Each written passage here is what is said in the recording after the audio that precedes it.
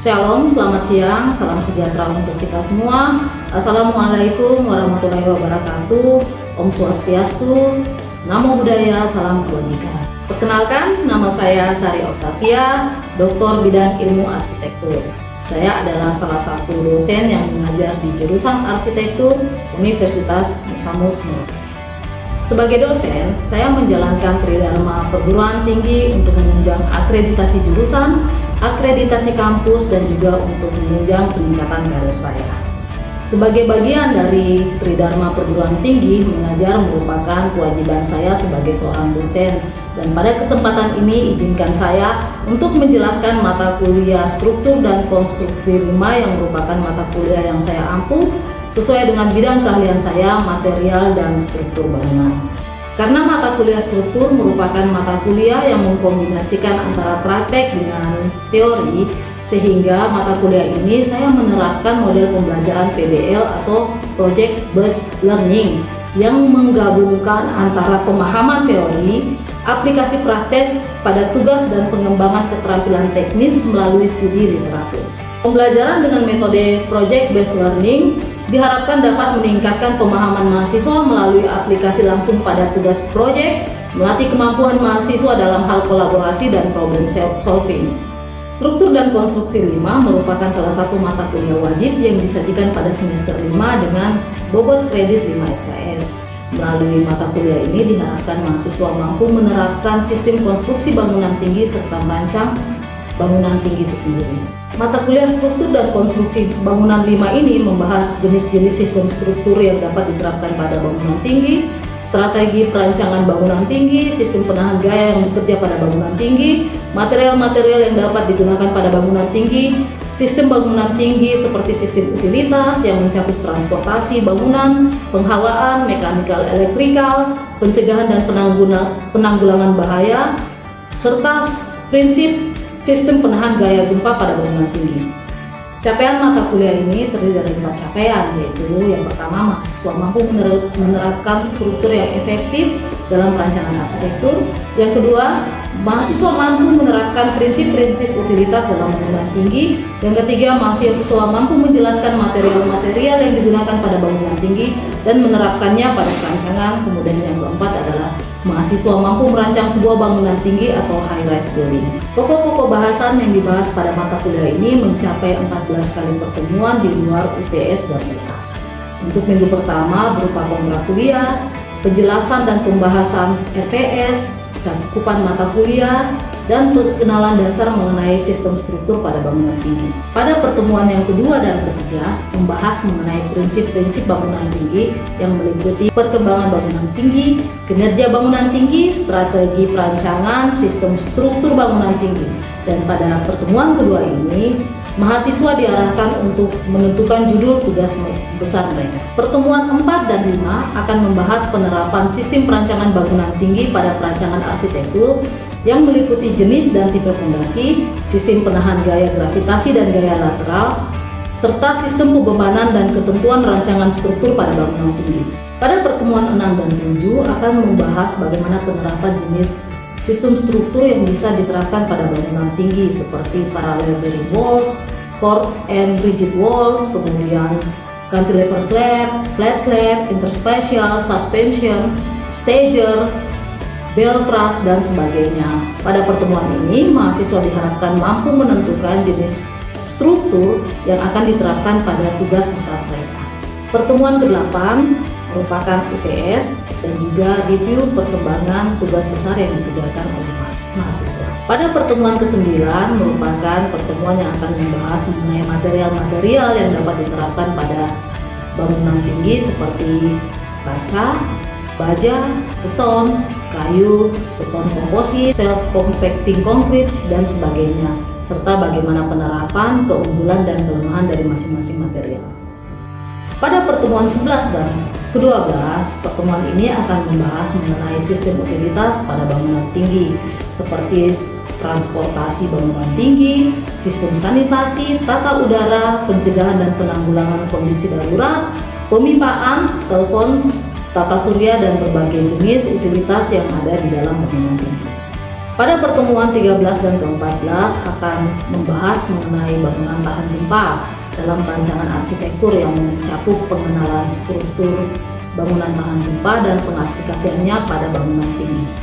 Minggu ke-15 adalah presentasi tugas besar yang merupakan proyek mahasiswa selama 1 semester yang meliputi bagaimana mahasiswa mampu menjelaskan proyeknya melalui presentasi, animasi gambar, dan maket. Pada pertemuan ini, mahasiswa mampu menerapkan semua teori yang didapatkan selama 14 minggu sebelumnya ke dalam proyek tugas besar mereka. Terakhir adalah minggu ke-16 yang merupakan ujian akhir semester.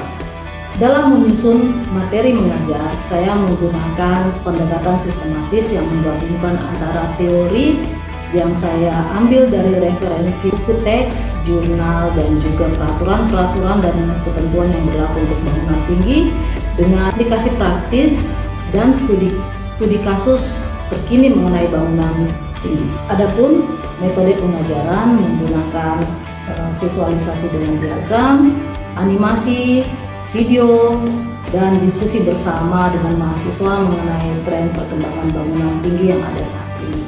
Dan asistensi proyek masing-masing mahasiswa juga merupakan bagian dari proses pembelajaran. Hasil-hasil penelitian saya mengenai beton serat dan kinerja seismik bangunan rangka kayu dengan dinding pinisi juga menjadi salah satu bahan materi yang saya ajarkan di kelas.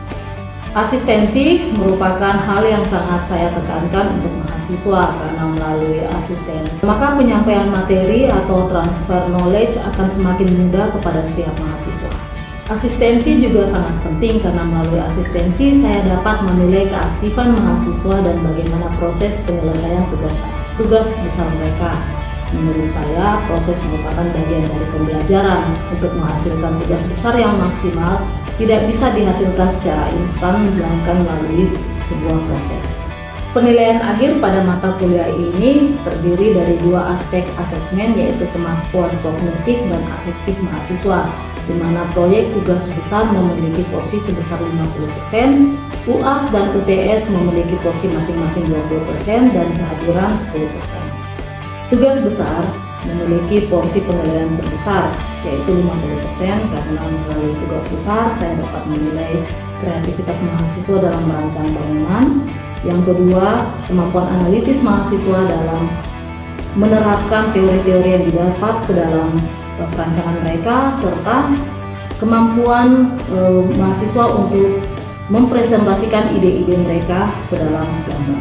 Berikut adalah video pembelajaran struktur konstruksi 5 pertemuan ke-15. Selamat menyaksikan. Oke, selamat pagi, salam sejahtera buat kita semua.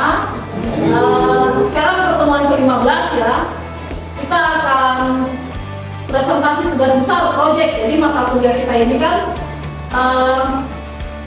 basicnya ke proyek ya. Jadi kita anggap proyek tugas akhir itu representasi dari 14 pertemuan sebelumnya dikurangi dengan UTS ya. Jadi dari materi-materi sebelumnya seperti gempa misalnya, seperti material ya, semua itu sudah masuk ke dalam tugas akhir kita, tugas besar kita ya, untuk struktur 5 bangunan tingkat banyak ya, struktur dan konstruksi bangunan tingkat banyak. Jadi sebelum kita memulai ya, saya harap tugasnya semua sudah bisa beres, kita bisa ambil nilai hari ini ya, seperti RPS kita sebelumnya yang kita sepakati kalau tugas besar ini bobotnya 50%. 50% tugas besar, 20% UAS, 20% UTS, dan 10% itu kehadiran. Jadi kenapa tugas besar ini punya bobot yang sangat besar? Karena melalui tugas besar ini Ibu bisa menilai prosesnya dari 15 minggu sebelumnya, bagaimana prosesnya kamu mengerjakan tugas ini. Kita sudah melalui proses asistensi, jadi sebenarnya ini sudah ada penilaian begitu, bagaimana kreativitas kamu, bagaimana penyerapan teori-teori yang sudah kita berikan, itu bisa kamu terapkan dalam bentuk tugas besar, gambar, dan juga dengan maket ya. Seperti itu. Oke, kita mulai. Yang pertama silakan.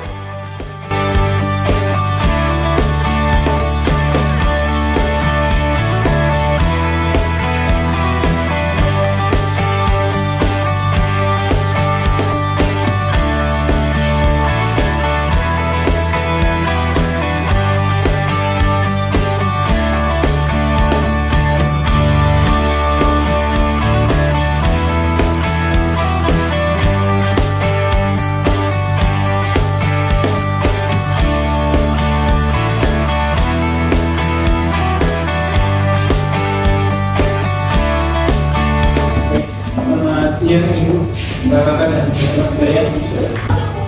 Sini saya ingin mempresentasikan hasil kerja saya selama 1 semester ini, yaitu pada kuliah 25 dengan bangunan yang saya bangun, yaitu bangunan apartemen dengan jumlah lantai 32 lantai.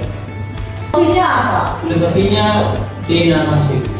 Apa? Oh ya, DNA. Oke. Dia seperti Oke. Silakan berikutnya perspektif ada?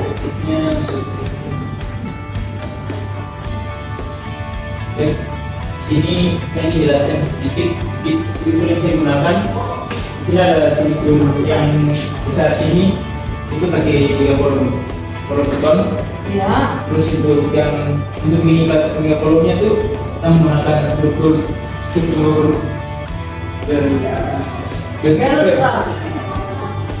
refleks itu. Ya. Terus untuk lantainya ini tidak menggunakan ini, cuma menggunakan ada kolom tulangan balok di bawah sini ada tulangan balok. Oh, ini kan balkon ya? Oke. Ini di bawah sini ada. Oh iya, kantilever namanya.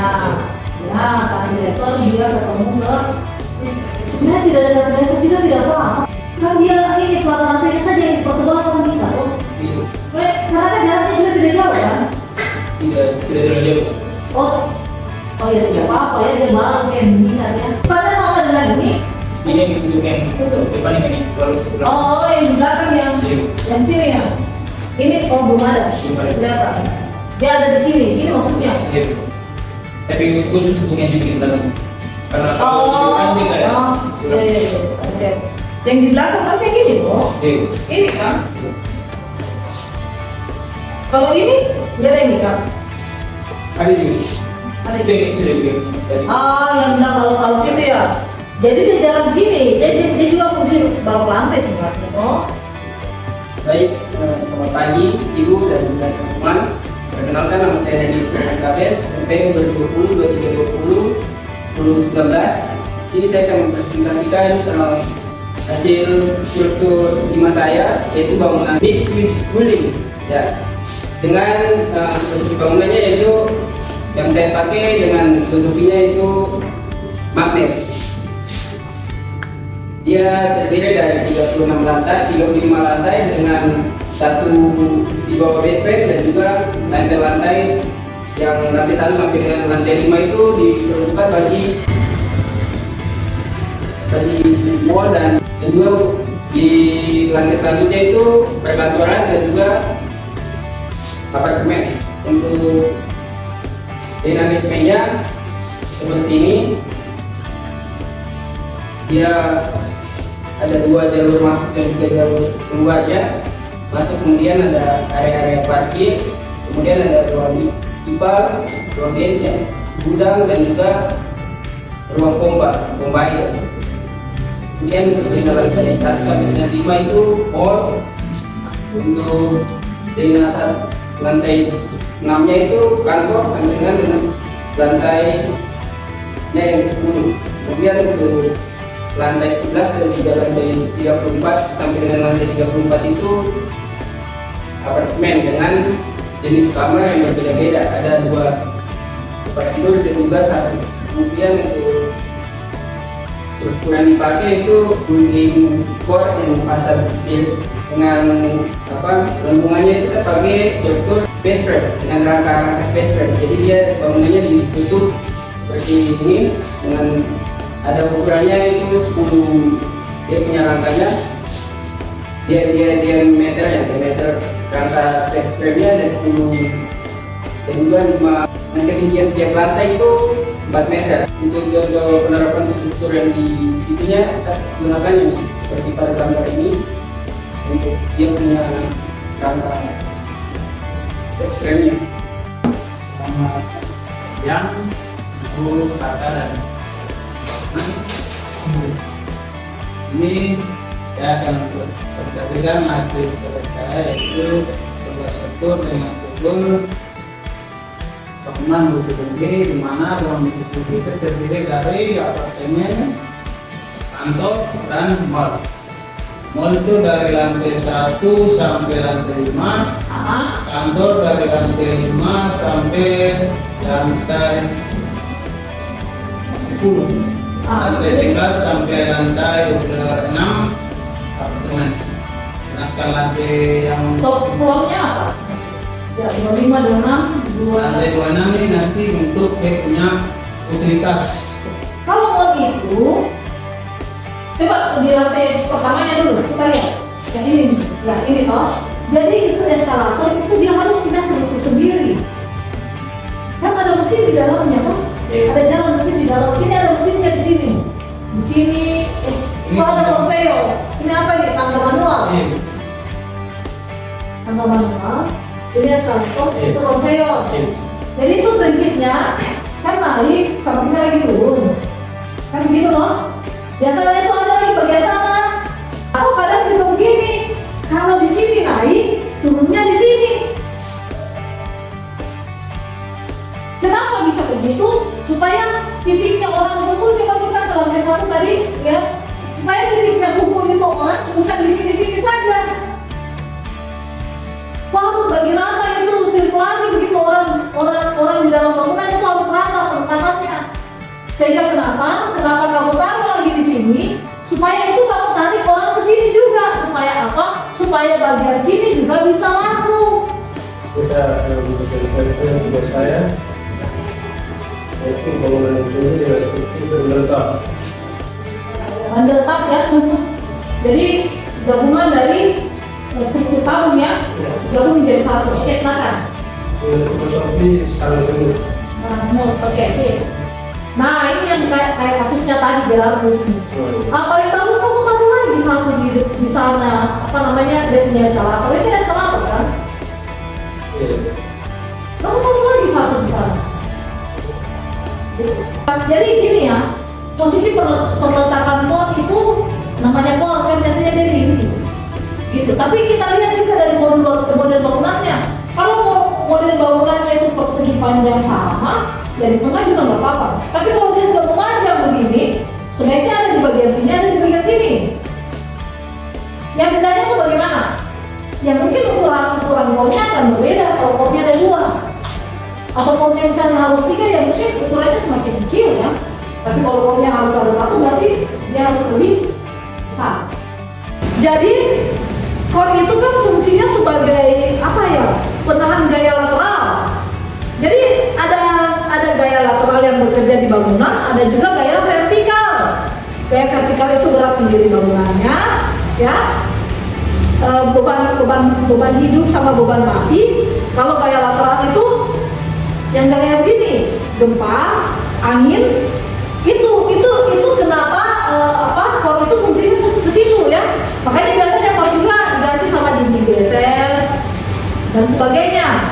Ya, jadi core itu ini tidak masuk ke dalam core. Jadi core itu sebenarnya satu struktur ya. Bagaimana ya pengertiannya? Dia kolom tapi pipi yang digabung menjadi satu ruangan. Itu namanya core.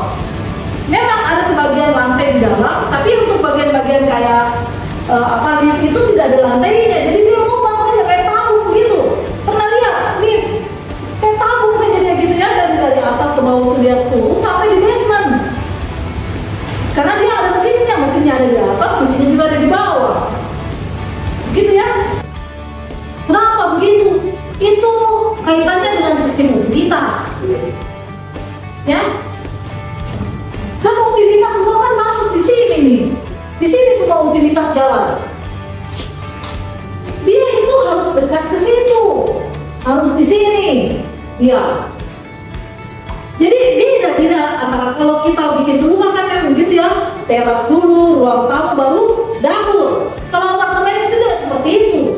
Karena ruangan yang paling sering dipakai pasti dapur dengan kamar mandinya.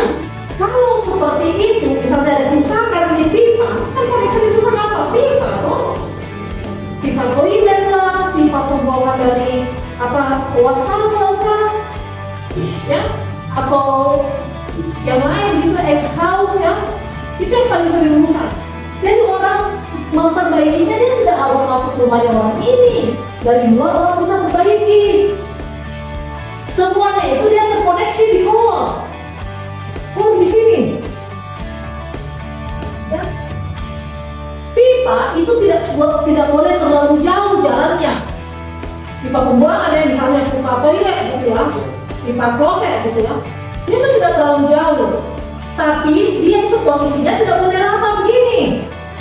Dia harus miring. Kemiringan itu paling tidak 2 derajat. Nah, kalau dia terlalu jauh, pipanya itu bisa tembus ini nih, apa di atas sini, plafon.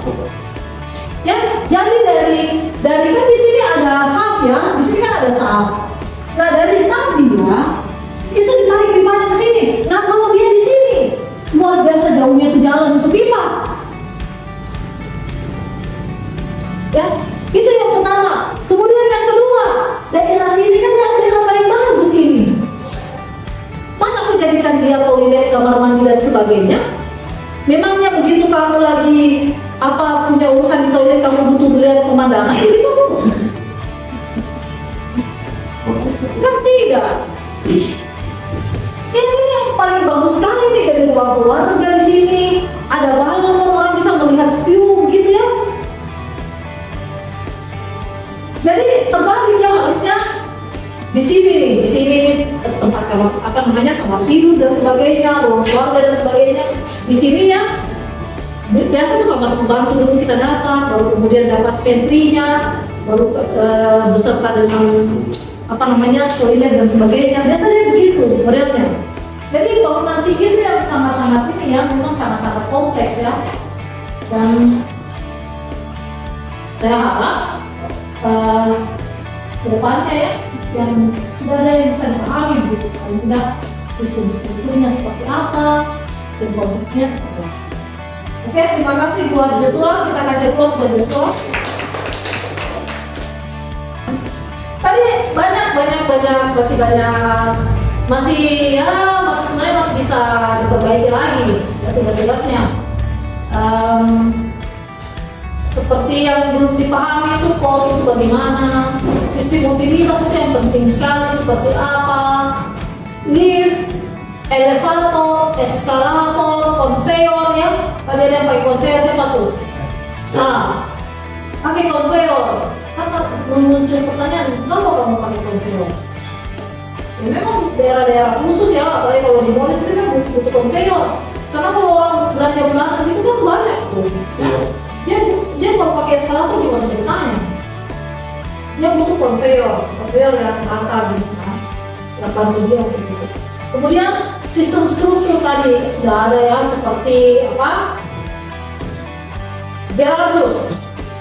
Sudah bagus saya sudah pakai bel truss, tapi masih pemahaman di skala ya. Kenapa sistem konstruksi tube itu ada dibuat, ada tube, ada bandel tube ya. Kemudian ada bel truss ada, kemudian ada reservoir ada. Itu biasa fungsinya untuk mengurangi penggunaan kolom dan balok supaya ruangan itu lebih efisien, lebih efektif penggunaannya. Ya, apalagi kalau ada fungsi-fungsi kayak ada aula tadi, gitu ya. Nah, kemudian ada tadi, siapa tadi yang sudah pakai dilatasi bangunan?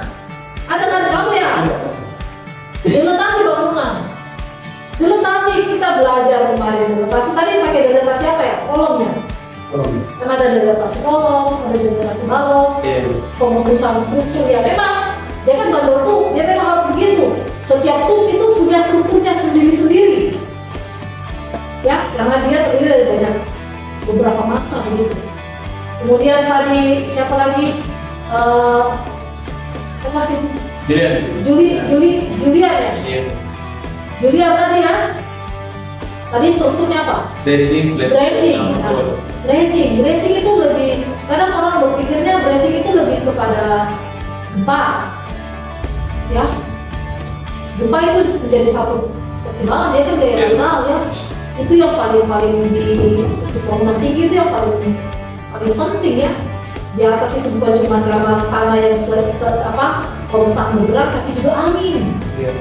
Gaya beban angin itu sangat berat untuk bangunan tinggi ya. Makanya ada bor, kemudian ada beberapa sistem bangunan tinggi yang sudah coba diterapkan ya.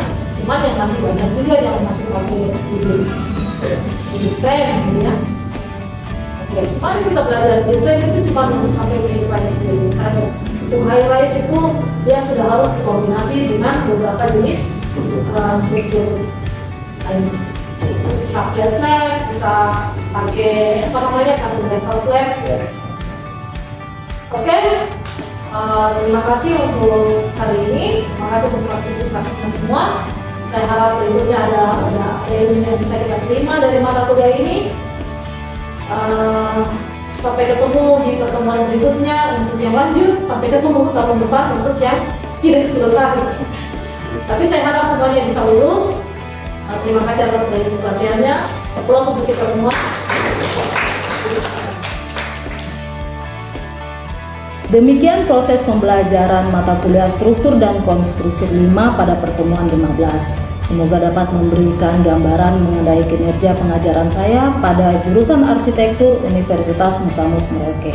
Tidak lupa saya mengucapkan terima kasih yang sebesar-besarnya kepada seluruh tim penilai dan panitia sertifikasi dosen SMART tahun 2025 serta segala pihak yang terkait dalam penilaian saya. Demikian yang dapat saya sampaikan. Apabila ada kekurangan, saya mohon maaf yang sebesar-besarnya.